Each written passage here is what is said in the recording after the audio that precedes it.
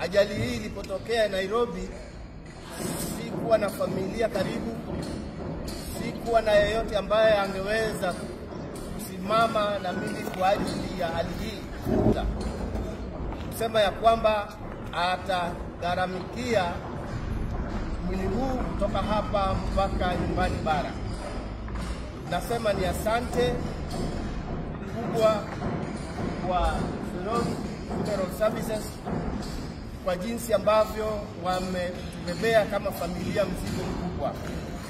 Jamani, hii ni kazi kubwa ambayo huu mpendwa amefanya pamoja na kampuni hii.